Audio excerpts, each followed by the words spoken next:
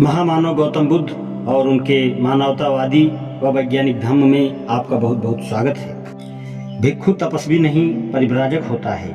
क्या भिक्षु एक तपस्वी होता है? उत्तर है नहीं। निग्रोध परिव्राजक से बातचीत करते हुए स्वयं तथागत ने यह नकारात्मक उत्तर दिया है। एक बार भगवान बुद्ध राजगृह में गृद्धकूट पर्वत पर ठहरे हुए थे। उस समय उदुम्बरिक रानी के उद्यान में बहुत से परिव्राजकों के साथ निग्रोध परिव्राजक रहता था। यह उद्यान परिव्राजकों के लिए ही था। उस समय भगवान बुद्ध गृद्धकूट पर्वत से नीचे उतरकर मोर निवाप मोरों के चुगने की जगह पर आए और सुमगधा नदी के तट पर टहलने लगे। तब निग्रोध परिव्राजक ने तथागत को इस प्रकार टहलते हुए देखा और उसने अपने अनुयायियों को बुलाकर सावधान करते हुए कहा, शांत रहो और शोर न करो। श्रमण गौतम सुमगधा के नदी तट पर विराजमान हैं। उसके ऐसा कहने पर परिव्राजक चुप हो गए। जब तथागत निग्रोध परिव्राजक के पास पहुंचे तो निग्रोध परिव्राजक उनसे इस प्रकार बोला, हे भगवान, हे सुगत, कृपया आप पधारें। भगवान का स्वागत है, तथागत का स्वागत है। चिरकाल के बाद भगवान ने इधर दर्शन देने की अनुकंपा की है। आप कृपया स्थान ग्रहण करें, आपके लिए आसन लगा हुआ है। तथागत लगाए गए आसन पर आसीन हुए। निग्रोध परिव्राजक भी एक नीचा आसन लेकर उनके समीप ही बैठ गया।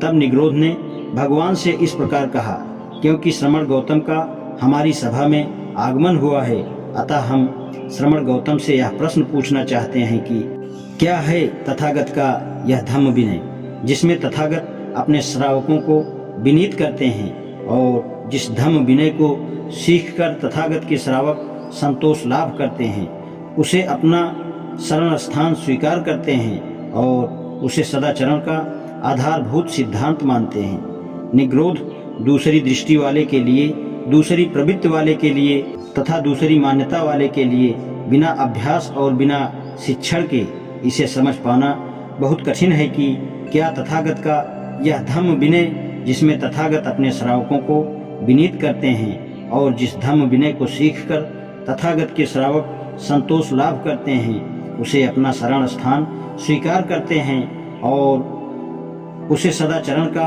आधारभूत सिद्धांत मानते हैं। लेकिन हे निग्रोध, तू मुझसे अपने ही सिद्धांत के संबंध में इस कठोर तपस्या के ही विषय में पूछ कि इन तपस्याओं से किस बात की पूर्ति होती है और किस बात के न होने से पूर्ति नहीं होती। तब निग्रोध परिव्राजक ने तथागत बुद्ध से इस प्रकार कहा, भगवान, हम स्वकलेशदायक कठोर तपस्याओं के समर्थक हैं। हम उन्हें आवश्यक मानते हैं। हम उनसे चिपके हुए हैं। इनसे किस बात की पूर्ति होती है और किस बात के न होने से पूर्ति नहीं होती। हे निग्रोध, उदाहरण के लिए मान लो कि एक तपस्वी नग्न रहता है, तुच्छ आदतों वाला है, अपने हाथों को चाटता है, किसी का आदर सत्कार नहीं करता। यदि कोई व्यक्ति कहे कि भिक्षार्थ पधारिए तो उसकी भी नहीं सुनता। यदि कोई व्यक्ति कहे कि भिक्षार्थ रुकिए तो उसकी भी नहीं सुनता। उसके लिए खास तौर पर तैयार करके लाए गए भोजन को भी वह स्वीकार नहीं करता। न उखल में रखी हुई, न लकड़ियों में रखी हुई, न चक्की में पीसी हुई, न इकट्ठे खाते हुए दो जनों द्वारा दी गई कोई चीज स्वीकार करता है। न किसी गर्भिणी से, न किसी दाई से, न उस स्त्री से जिसने किसी आदमी के साथ संभोग किया हो, न अकाल में इकट्ठी की हुई भोजन सामग्री, न उस स्थान से कोई चीज स्वीकार करता है जहाँ कुत्ता हो, न उस स्थान से जहाँ मक्खियाँ भिनभिना रही हों। न वह मांस मछली ही स्वीकार करता है, न वह तेज नशीले पेय पदार्थ ही स्वीकार करता है, न वह चावल का मांड ही स्वीकार करता है। वह या तो एक ही घर से भोजन ग्रहण करने वाला होता है, एक कौर खाने वाला, या दो घर से भोजन ग्रहण करने वाला होता है, दो कौर खाने वाला, या 7 घर से भोजन ग्रहण करने वाला होता है। 7 कौर खाने वाला वह 1, 2 या 7 भिक्षुओं पर गुजारा करता है। वह या तो दिन में एक बार भोजन ग्रहण करता है, या 2 दिन में एक बार, और या 7 दिन में एक बार। इस प्रकार वह नियमानुसार भोजन ग्रहण करता है।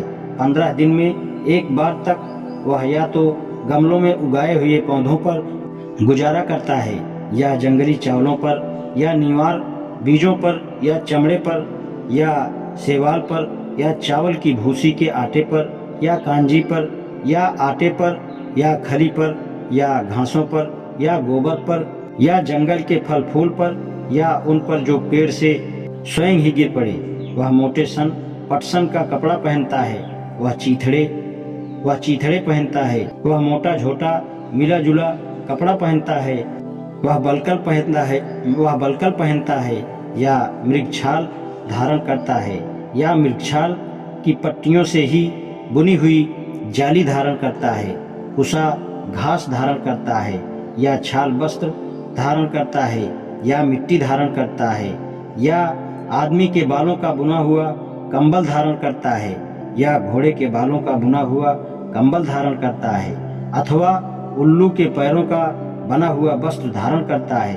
वह अपनी दाढ़ी और बालों का लुंचन करने वाला होता है, वह निरंतर खड़ा ही रहने वाला होता है, वह एड़ियों के बल चलने वाला होता है, वह बैठकर आगे ही आगे सरकने वाला होता है, वह कांटों की सैया पर सोने वाला होता है, वह लकड़ी के तख्ते पर सोने वाला होता है, वह जमीन पर सोने वाला होता है, वह खुली हवा में रहने वाला होता है, वह कहीं पर भी बैठ जाने वाला होता है, वह पानी गर्म ही पीने वाला होता है, और वह होता है प्रातः मध्याह्न और संध्या के समय में स्नान करने वाला।